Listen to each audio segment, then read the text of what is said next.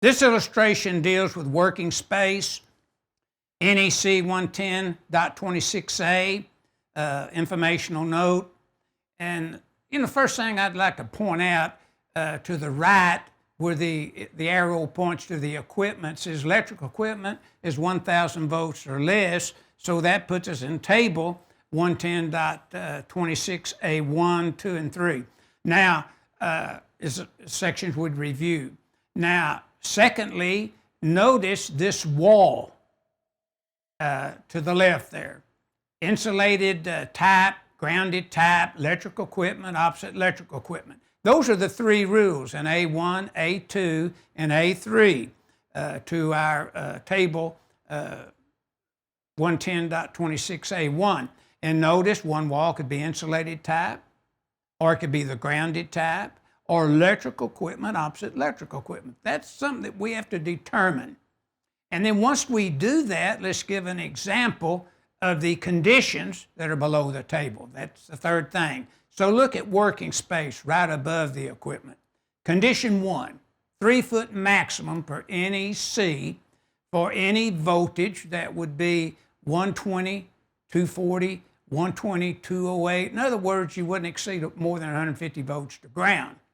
Now in the second, and that'd be an insulated wall, by the way, as you see here, right here, insulated wall when you look to the left of the illustration. Condition 2 now is where we'd have a grounded wall, which is the left of the wall there, information that are listed there, titled wall. And notice if it was 277, 480, it would be 3.5 foot. And then condition 3 would be right here. Look at the boxed in information, and you notice 601 to 1,000 volt, it's 3 to 4 foot. So if your voltage is 600 volts to 1,000 volts, and you're looking at 3, 4, and 5, and then your distance would be 3 foot for an insulated wall, 4 foot for a grounded wall, and 5 foot if this equipment was opposite equipment. And this kind of deals with PV systems, electrical wind generators, that kind of thing, But you notice it's all based upon the voltage.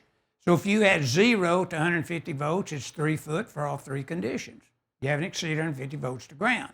But if you're over 150 to 600, which usually now includes systems of 277, 480, a 480 volt cone ground, then it would be 3 foot for an insulated wall, 3 foot 6 for a grounded wall, and then 4 foot for equipment, opposite equipment, and that kind of lines that out. So what they're saying here, we have to provide the minimum safe working space for this person just to service equipment. But if they're pulling maintenance on it, then they got to look at 70B, and the equipment that they'd wear, they'd have to look at 70E. Now let's wrap this thing up by two things. First, I want to make a little note to you to look at that open equipment doors, in other words, doors that open, they cannot impede the entry or egress from this working space where this person is standing. And you'll find that in 110.26, item number 2.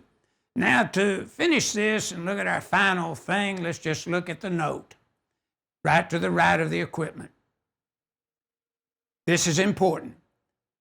It's the informational note that refers you to 110.26a, and notice it talks about NFPA 70E 2018 edition mainly provides guidance such as determining the severity of potential exposure, planning safe work practices, and arc flash labeling, and selecting protective equipment to pull your maintenance in accordance with NFPA 70B, which 70E and 200.1, it recommends the use of 70B.